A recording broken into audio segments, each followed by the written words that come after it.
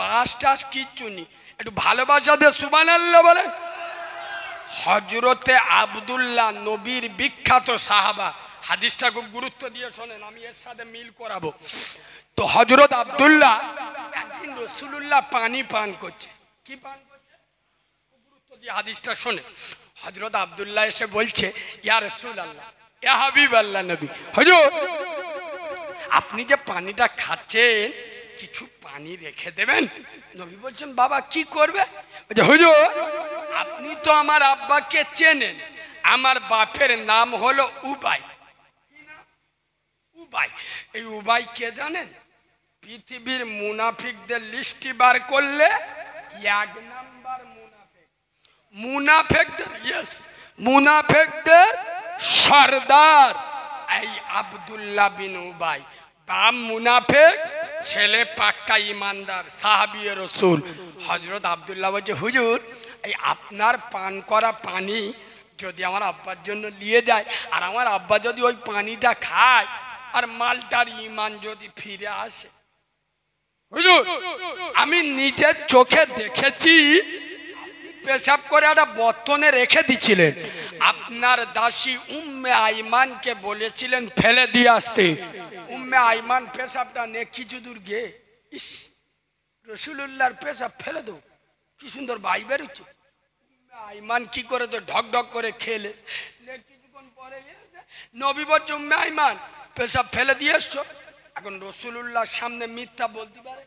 হুজুর বেয়াদবি মাফ করবেন, ও নবী হুজুর আপনার পেশাবটা আমি ফেলতে পারি নাই গো নবী, আপনার পেশাবটা আমার এখানে জমা করে রেখেছি। কসম খোদার, সেদিন আমেনার লাল আব্দুল্লাহর বেটা রব্বে মেহবুব বলেছিল, হে উম্মে আইমান আমার পেশাব পান করার কারণে জাহান্নামের আগুন তো দূরের কথা, জাহান্নামের ধোঁয়া পর্যন্ত তোমার শরীরে স্পর্শ করবে না। ইয়া রাসূলুল্লাহ, যে নবীর পেচ্ছাপ খেলে জাহান্নামের আগুন হারাম হয়ে যায়, সেই নবীর পান করা পানি যদি আমার আব্বা খায়, আর আল্লাহ যদি আমার আব্বার ঈমানটা ঠিক করে দেয়, গুরুত্ব দিয়ে শোনে বলে রাসূলুল্লাহ বলছেন, বাবু নিয়ে যাও। হযরত আব্দুল্লাহ তো খুশি হয়ে ছুটে ছুটে যাচ্ছে, গিয়ে বলছে, আব্বা এলো পানিটা খাও। যাবে কিসের পানি? আব্বা এটা মুহাম্মদ সাল্লামের পান করা পানি, খাও, যদি তুমি সোজা হও আল্লাহ তোমার পরিবর্তন করে। পাগল হয়ে যাবেন। তখন ও ভাই বলতেছে, এক কাজ কর, দুনিয়ার যে কারোর পেছাব নিয়ে আয় আমি খাবো, কিন্তু মুহাম্মাদের পান করা পানি আমি খাবো। আস্তাগফিরুল্লাহ বলুন, নাউজুবিল্লাহ বলুন। কসম খোদার, সেদিন হযরতে আব্দুল্লাহ একদিকে জন্ম দেয়া বাপ, একদিকে বিশ্ব নবী, আর বসিরহাটের যুবকদের শিক্ষা দিচ্ছেন ঈমানের প্রশ্নে, ঈমানের খাতিরে বাপকে মানা যাবে না, মাকে মানা যাবে না, আল্লাহ এবং রসুলকে মানতে হবে। সেদিন হযরতে আব্দুল্লাহ আগুনের মতো জ্বলে উঠল, ইয়া রাসূলুল্লাহ একবার অর্ডার দেন, ও আমার জন্ম দেয়া বাপ হতে পারে, ওর ধর থেকে মুন্ডুটা আলাদা করে দেব। কসম খোদার, নবী কারে বলে, আদর্শ কারে বলে, আখলাক কারে বলে, পৃথিবীর সমস্ত ভোট ভিখারি রাজনৈতিক দলের নেতাদের শিক্ষা দেওয়া উচিত।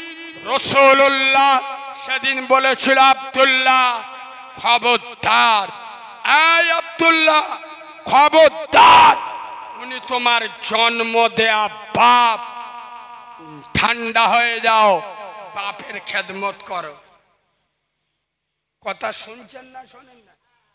আর আমাদের এখানে নিজের পার্টির ছেলে যদি বা কোনো মুসুরি ফুসুরির তোলা কেসে যদি ধরা পড়ে, ও কোনো অসুবিধা নেই, নিজের দলের লোক। ঠিক বলছি না ভুল বলছি? নবীকে বলছে, হুজুর আপনি অর্ডার দেন, আপনার অপমান করেছে, আমার বাপ হলেও ধরতে মুন্ডু আলাদা করে দেবো। নয় বলছে খবরদার, কি বলছো? উনি তোমার জন্ম দেয়া বাপ। সুবহানাল্লাহ বলেন। এই বাবু আরো হাদিস শুনবেন, পাগল হয়ে যাবেন। নবীর কাছে কোনো সাহাবা যদি এসে বলতো হুজুর আমি জিহাদে শহীদ হতে যাব, নবী জিজ্ঞেস করতো তোমার বাড়িতে কে আছে? হুজুর আমার আব্বাস। চলে যাও, চলে যাও, গিয়ে বৃদ্ধ বাপের খেদমত করো, ওইটা তোমার জন্য বড় জিহাদ। কসম খোদার, আমি ইসলামের জিহাদে গিয়ে নিজের জানটা কুরবানি করে দেবো। নবী বললেন তোমার বাড়িতে বৃদ্ধ মা আছে? হ্যাঁ হুজুর আছে। চলে যাও, মায়ের খেদমত করো, তোমার জন্য বড় জিহাদ। সুবহানাল্লাহ বলে। এ বাবু কি হলো, কি উঠে যাচ্ছে?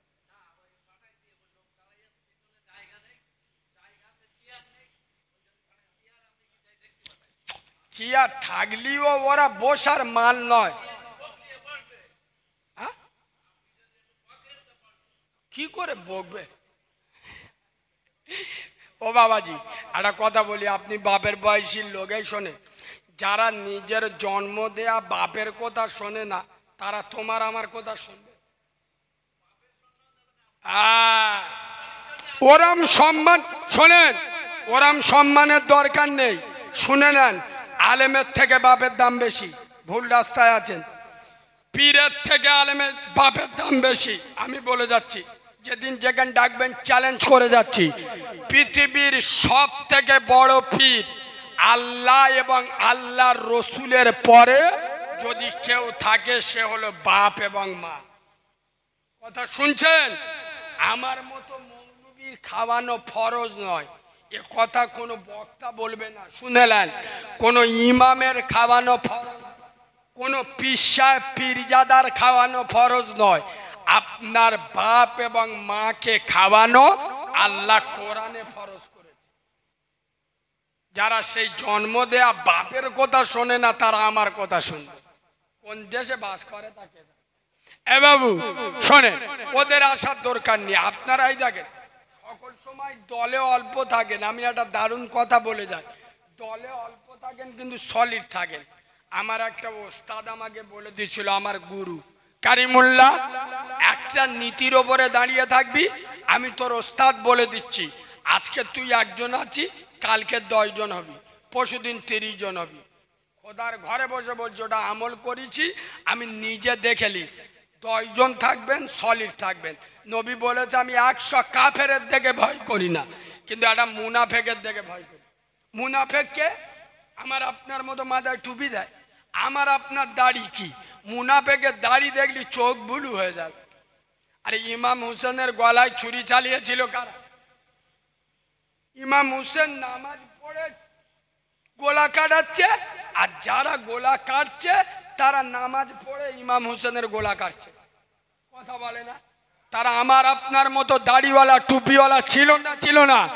যারা হুসাইনের গলায় ছুরি চালাতে গিয়ে একবারও ভাবিনি এ জাতি মার খাবে না, খাবে না। এই কোন হুসাইন?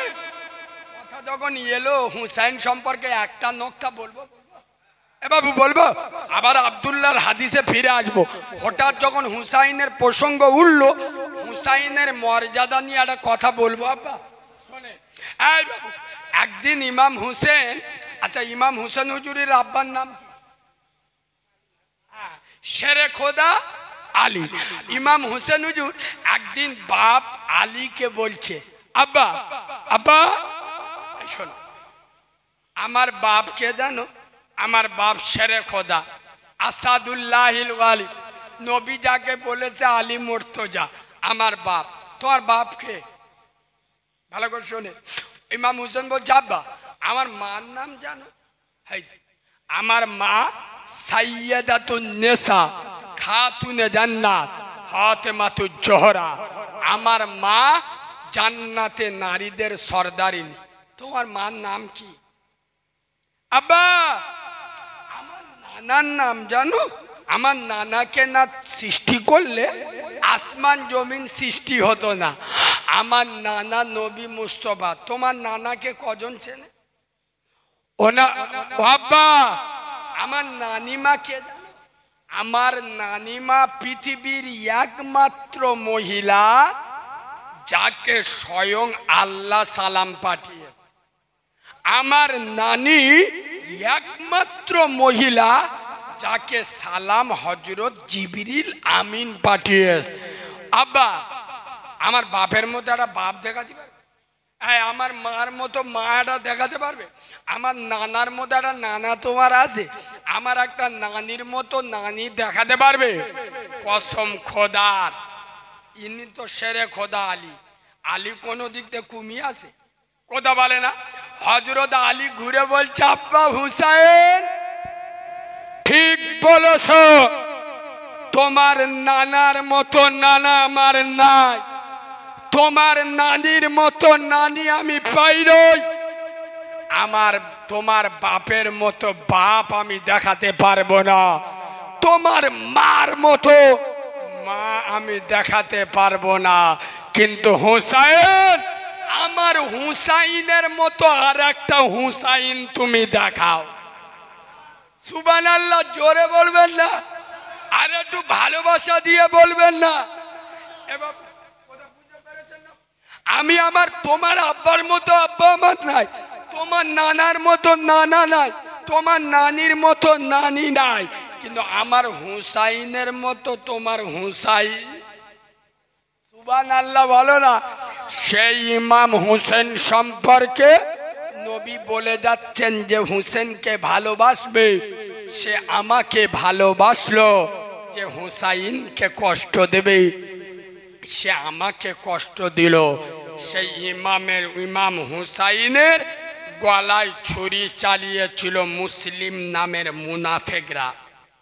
শোনেন, এই বাবু আগিয়ে চলেন, হযরত আব্দুল্লাহর হাদিসটা শোনেন, শেষ হয় নাই। হযরত আব্দুল্লাহ ওনার বাপ উবাই মরে গেছে। এ বাবু এদিকে থাকা, বাপ উবাই মরে গেছে। এখন হাজার যাই পারে হোক, বাপ তো বাপ যত লম্পট হোক আর খারাপ হোক, বাপের প্রতি ছেলেদের একটা দুর্বলতা থাকে না? থাকে না? ছেলে সাহাবী, বাপ মুনাফিক, মরে গেছে।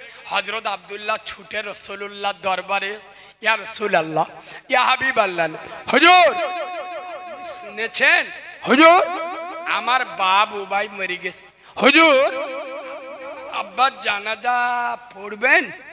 নবী বলছেন, বাবা অবশ্যই পড়বো, আল্লাহ আমার নিষেধ করেনি। আব্দুল্লাহ বলছে, হুজুর আপনি আপনার শরীরের পবিত্র জুব্বাটা দেবেন, আমার আব্বার কাফন করব।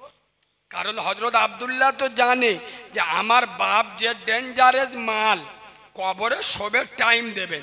আর যদি রাসূলুল্লাহ জুব্বাটা গায়ে থাকে, যদি আল্লাহ এই জুব্বার ওসিলায় অন্তত কবরের আযাবটা রেহাই করে, হুজুর দেবেন? বাবা নিয়ে যাও, নবী তো দয়ার সাগর। ফের হযরত আব্দুল্লাহ বলছে, হুজুর আপনি আমার আব্বার জানাজার নামাজ পড়াবেন, আপনি ইমামতি করবেন? নবী বলছে, বাবা অবশ্যই, আল্লাহ আমার নিষেধ করেনি। ভালো করে শোনেন, রাসূলুল্লাহ জানাজার মাঠে হাজির। কার জানাজা? পৃথিবীর শ্রেষ্ঠ মুনাফিক, মুনাফিকদের সর্দার আব্দুল্লাহ বিন উবাইয়ের জানাজায় রাসূল হাজির। হযরতে ওমর গিয়ে রাসূলের সামনে দাঁড়িয়ে গেছে। হুজুর আপনি এই মালটা চেনেন তো, এই যন্ত্রটা জানেন তো?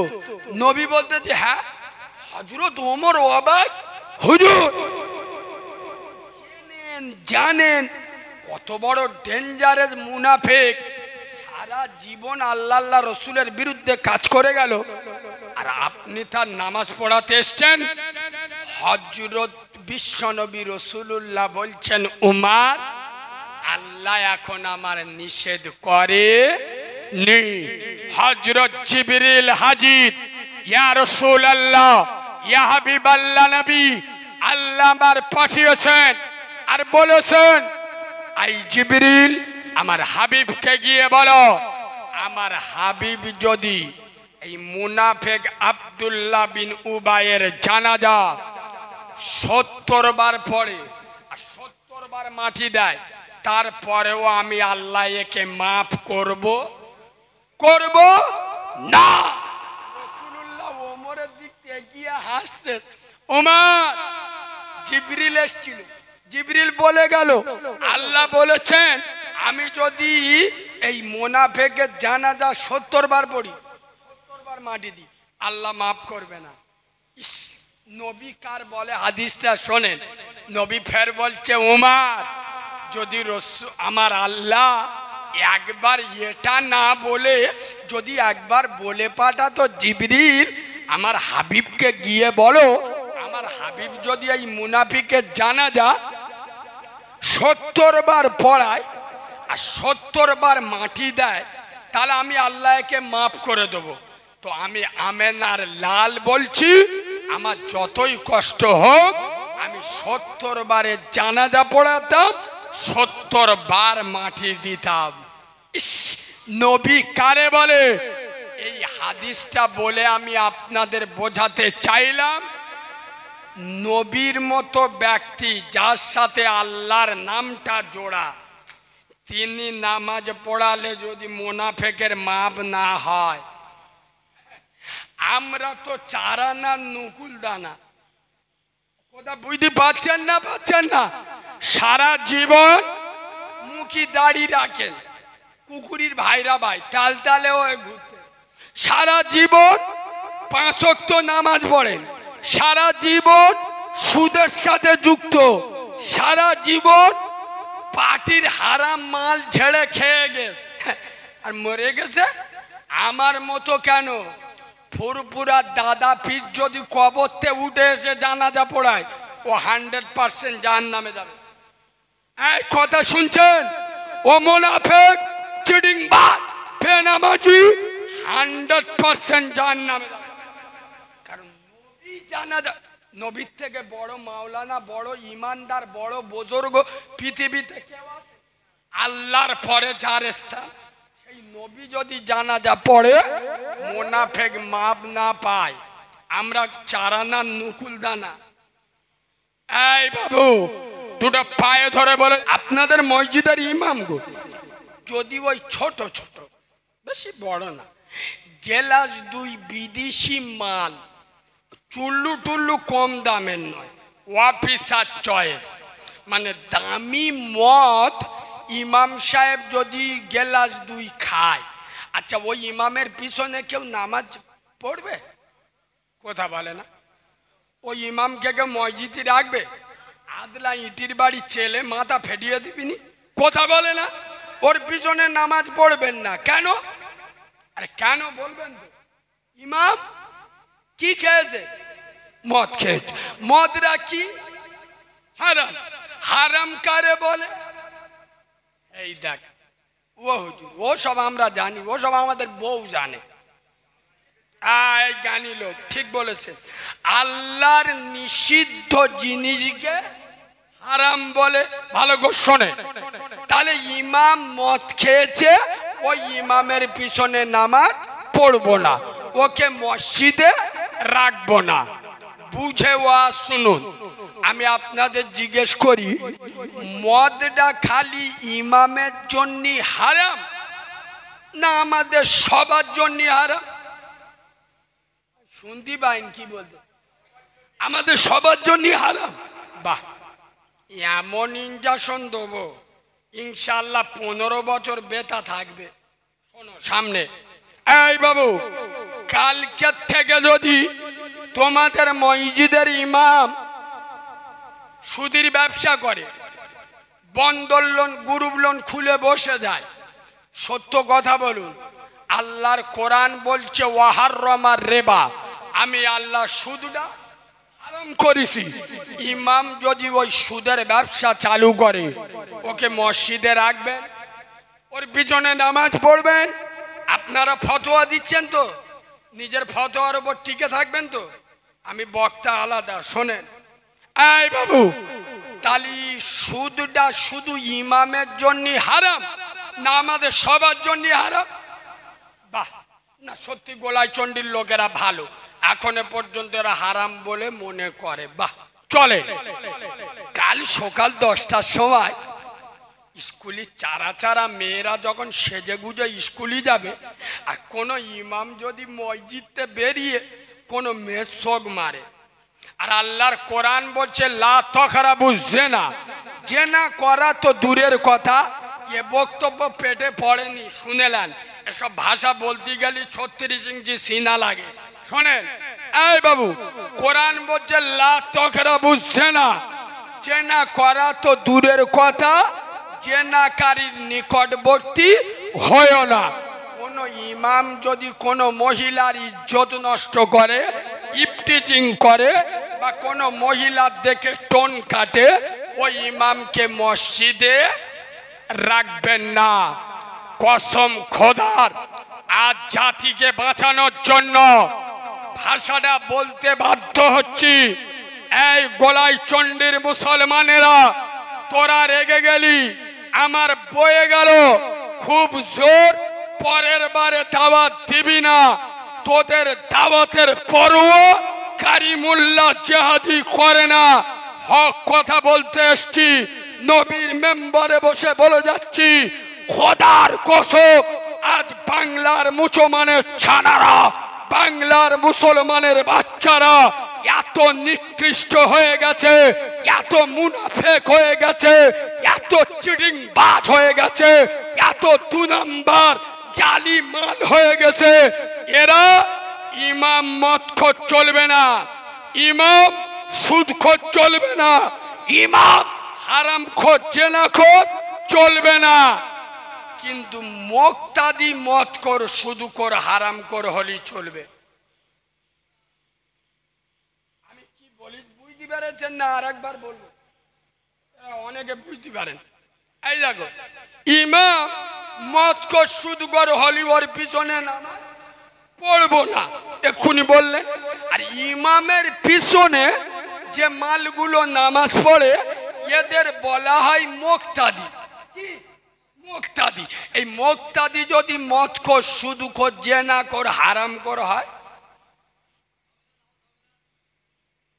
পাকামি করার জায়গা পাও না। মৌল সাহেবের বিরুদ্ধে ফতোয়া মারতে খুব সুন্দর লাগে। এই সুদ খেলে ইমামকে যদি মসজিদ থেকে তাড়িয়ে দাও, তুই চিটিংবাজের বাচ্চা, মুনাফিকের বাচ্চা, সুদ খেয়ে ইমামের পিছনে কোন লজ্জায় নামাজ পড়লি? আমি বাস্তব বলছি না অবাস্তব বলছি? ইমাম সুদ গড়ালে মসজিদটা তাড়িয়ে দিচ্ছেন, ইমামের পিছনে কোন লজ্জায় নামাজ এলি? ঠিক বলেন মুরব্বী লোক, এর ইমানি পাবার আস। ঠিক বলেছ। এই বাবু, নবী আনা মেম, আচ্ছা রাগ করছে, ওয়াজ কি করা হয়ে যাচ্ছে? রাগ করেননি তো? এই শোনেন আর কথা বলি, রোগ যদি না ধরেন, সারা জীবন ওষুধ খেলি কাজ হবে? গত বছর মানে আমার টানা 8 মাস জলসা করছিলাম তো, আমার গলার আওয়াজ বসে গিয়েছিল। তা সে একবার টেকনো হসপিটাল, একবার ভেলভিউ, কলকাতার বড় বড় হসপিটালে ঘুরি, লাস্টে অ্যাপোলোয় গিয়ে বুঝতে পারলাম গলায় টিউমার হয়েছে। তার আগে নইলে 50,000 টাকার ওষুধ খেয়েছি। মানে কি আন্দাজি ডাক্তার দেশে আন্দাজি খেয়েছি। রোগ যখন ধরেছে তারপরে কাটা হলো, বুঝতে পারেনি? রোগ না ধরলি রোগ সারবে কি? কথা বলে না। এই যে সমাজে এত হারামখোর, চিটিংবাজ, মুনাফিক, জালি মাল, 2 নাম্বার মাল ভরে গেছে। একটু ছেলেরা রাত 2:30টা 3টে পর্যন্ত ফ্রি ফায়ার খেলতেছে। বাপ যদি ডাকে করি, রাত হয়ে গেছে চলে আয়, বলে শালা চোখে আমুল ঢুকে দেবো, চুকে থাক। মা ডাকতে দেবে বেটা, আর খেলিনি চলে আয়, বলে আদলা ইঁট দেখিস তো, মাথা ফেটিয়ে দেবো, চুকে সো, আমার সময় হলে যাই। এই যে মালগুলো এত তেফেরেঙ্গা, এত হারামি হচ্ছে, এর সব থেকে বড় কারণ মেন রোগটা আমি ধরে দিয়ে যাব। আপনারা বললে আমি বলবো, বলবো রাগ হবে কিন্তু বলবো। শোনেন, সমাজে এত হারামখোর, চিটিংবাজ, মুনাফেক বেড়ে যাচ্ছে, সব থেকে বড় কারণ আমি রোগটা ধরিয়ে দিয়ে যাচ্ছি। শোনেন, আপনাদের এটা উত্তর গোলাই চণ্ডী। আচ্ছা, এখানে কোন মহিলা যদি জানতে পারে যে তার স্বামী মানে তার বর অন্য কোন মহিলার সাথে অবৈধ প্রেম ভালোবাসায় জড়িয়ে আছে, আচ্ছা সে চুপ থাকবে? পুরো ঘর মাথায় করে নিবিনি, আগুনের মতো ফুলে উঠবে না উঠবিনি? কসম খোদার, এই গোলাই চণ্ডীর মুসলমানেরা, এই গোলাই চণ্ডীর মহিলারা, গোলাই চণ্ডীর মেয়েরা, এরা স্বামীর অবৈধ প্রেম দেখলে যেমন জ্বলে ওঠে, ঠিক তেমনি যদি স্বামীর অবৈধ রোজগার দেখে জ্বলে উঠত, সমাজে এত হারাম করে জন্ম হতো না। এই কথা মেয়েরা যেমন স্বামীর অবৈধ প্রেম দেখলে আগুনের মতো ফুলে ওঠে, যদি স্বামীর অবৈধ ইনকাম দেখে আগুনের মতো ফুলে উঠত, সমাজে এত মুনাফেক চিটিংবাজের জন্ম হতো না। কসম খোদার, এই মহিলা, তোমার স্বামী সারাদিন কিছু করে না, গোলাই চণ্ডীর বাজারে পার ওপর পা দিয়ে মোস্তানি মেরে সারাদিন বসে থাকে, আর আমাদের ছেলেরা সারাদিন মাঠে ঘাটে খেটে পরে রাজমিস্ত্রি করে প্রতিদিন গোশ আর আলু দিয়ে ভাত খেতে পারে না, আর ও সারাদিন বাজারে বসে মোস্তানি দেয়। রাত হলি 1 কিলো গোশ, 2 কিলো আপেল, বিসমিল্লাহ হ্যাপি, কি সুন্দর বিসমিল্লাহ বলে খাচ্ছে। এই মা, প্রশ্ন করলে না, এ স্বামী, তুমি তো সারাদিন কোনো কাজ করো না, এ টাকা কোথায় পেলে? খোদার কসম, খোঁজ নিয়ে দেখো, জব কার্ডের টাকা ঝেড়ে, ইয়েতিমের হক মেরে, অনাথের অধিকার কেড়ে, গরিবের বুকের উপরে টুটির উপরে পা তুলে দিয়ে হারাম পয়সা নিয়ে গোশ আলু বাজার করে আনছে, সেই বাজারে তুমি আর তোমার বাচ্চারা খাচ্ছ। কসম খোদার, ওই মাল খেয়ে তুমি 5 ওয়াক্ত নামাজ কেন, যদি তাহাজ্জুদের নামাজ পড়ো, আমি কালিমুল্লাহ বলে যাচ্ছি, তোর পেটে নরেন্দ্র মোদীর জন্ম হবে, আসাদুদ্দিন ওয়াইসির জন্ম হবে না। কেন? হারামির পেটে হালালি সন্তান আসতে পারে না। হারাম ছাড়ো, হালাল খাও, তবে নামাজে কাজ হবে। আমি কি অবাস্তব কথা বললাম? মা হালাল খাবে, 5 ওয়াক্ত নামাজ পড়বে, তাহাজ্জুদ গুজারি হবে, ছেলে বসিরহাটের আল্লামা রুহুল আমিন হবে। সুবহানাল্লাহ বল। হালাল খা, হালাল, আল্লাহর কাছে দোয়া করো। খোদার কসম, বললে আপনাদের রাগ হবে, কিন্তু কথাটা তিতো হলেও সত্য। 100-র মধ্যে 99টা বাড়িতে, সে বন্ধন লোন বলেন, গ্রুপ লোন বলেন, আর লাইফ ইন্স্যুরেন্স বলেন, প্রত্যেকের বাড়িতে সুদ ঢুকে গেছে না যায়নি? কথা বলুন। এই হারাম খেয়ে নামাজ পড়লি নামাজ কবুল হবে? রোজা কবুল হবে? রোগটা আগে ধরুন। আমি রেগে যাই কেন? আমি বলতে বলতে মাঝে মাঝে কড়া কড়া কথা বলি কেন? আমি নিজে ধরে রাখতে পারি না। খোদার কসম, হযরত আবু বকর সিদ্দিক, একবার সুবহানাল্লাহ বলুন, একটু মিষ্টি করে সুবহানাল্লাহ বলুন। সিদ্দিক আকবর, বেলা 10টা বাজে, আর মদিনার মসজিদ নববী, মদিনা তো মরুভূমি এলাকা, উত্তপ্ত রোদ, বেলা 10টা বাজে, সিদ্দিক আকবর এসে বসে। হায় হায়, হযরত ওমর এসে আসসালামু আলাইকুম। ও ভাই, বেলা 10টা বাজে, এত রোদ, আর তুমি এই মসজিদের সামনে বসে আছো? হযরত আবু বকর সিদ্দিক বলছে, ভাই উমর, কসম খোদার, ক্ষুধার যন্ত্রণা সহ্য করতে পারছি না, আল্লাহর ঘরের সামনে এসে বসেছি। হে উমর, দেখবে? হযরত আবু বকর সিদ্দিক জুব্বা তুলে দেখাচ্ছেন, আবু বকর সিদ্দিকের পেটে একটা পাথর বাঁধা। হযরত ওমর বলছে, ভাই তুমি কার দুঃখ কার কাছে বলছো? এই দেখো, নিজের জামা তুলে দেখাচ্ছে, হযরত ওমরের পেটে 2টো পাথর বাঁধা। ওই পথ দিয়ে আমার দিন দুনিয়ার বাদশা আমেনা লাল হেঁটে যাচ্ছে। ওরে আবু বকর, তোর পেটে একটা পাথর, হে ওমর তোমার পেটে 2টো পাথর। দেখে নাও, আমি তোমাদের রসুল, আমার পেটে 3টে পাথর বাঁধা। এই বাবু, অনেক বক্তারা এসে বলে নবী গরিব, বলে না বলে না? তওবা পড়ে নেবেন, নবীকে গরিব বলা যাবে? খোদার কসম, নবী যদি একবার ইশারা করত, আল্লাহ গোটা দুনিয়াটা নবীর কদমের কাছে রেখে দিত না, দিত না? হ্যাঁ, নবী গরিব হালতটা বেছে নিয়েছে কেন? আপনার জন্য, আমার জন্য, আমার গরিব উম্মতেরা যাতে আমার না বলতে পারে যে নবী আমাদের সম্পর্কে কি বলবে। নবী তো বড় লোক ছিল, কথা বুঝতে পারছেন না? কসম খোদার, যার কারণে নবী মাসের পর মাস খাওয়া হয়নি। আম্মাজান হুজুররা বলছে আমাদের মাসের পর মাস উনানে আগুন জ্বলেনি, তারপরেও নবী হারাম। তোদের কদিন খাওয়া হয়নি? তোদের মেয়েগুলো বন্দর লোন গ্রুপ লোন করতেছে, এই কথা বললি আমি খারাপ? এই বাংলার মুসলমানেরা, নেটে যারা শুনছো, জবাব চাই, জবাব দাও। নবীর খাওয়া হয় না, নবী পেটে পাথর বেঁধেছে। তোদের কদিন কো খাওয়া হয়নি রে? চিটিংবাজ, মুনাফেক। তোদের তো রেজেকের অভাব নেই, তোদের তো খাবার অভাব নেই, পড়ার অভাব নেই। তুমি বউগুলো বন্দর লোন গ্রুপ লোন করে কেমন মদ্য হয়েছ? কসম খোদার, গলায় চণ্ডীর মুসলমান, দুটো পায়ে ধরে বলে যাচ্ছি, মনে রাখবেন হালালে বরকত আছে, হারামে।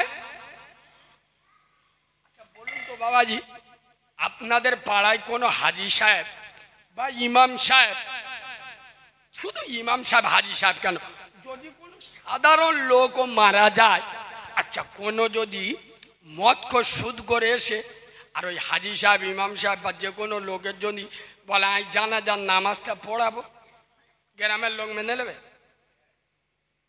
আল্লাহ সহ্য করবে? কিরাম বলতে থাকো, তাই মেনে নেয়, মানে কিরাম জানে, বুঝতে পারো? কেউ মানবে না। আচ্ছা ওই মদখোর সুদখোর হারামখোর মরে গেলি, আমার মতো মৌলবি জানাজা পড়ালি কি হবে? এ মনে মনে করতে ফুরফুরাইতে হুজুর আনবো, বড় হুজুর নামাজ পড়বে, সোজা জান্নাতে চলে যাবো। এই আরে হাদিস বলছি শোনেন, পাগল হয়ে যাবেন। হাদিসটা শুনলে গায়ের পশম খাড়া দিয়ে উঠবে। হজরতে আব্দুল্লাহ, একবার সুবহানাল্লাহ বলুন। আপনাদের সুবহানাল্লাহ জান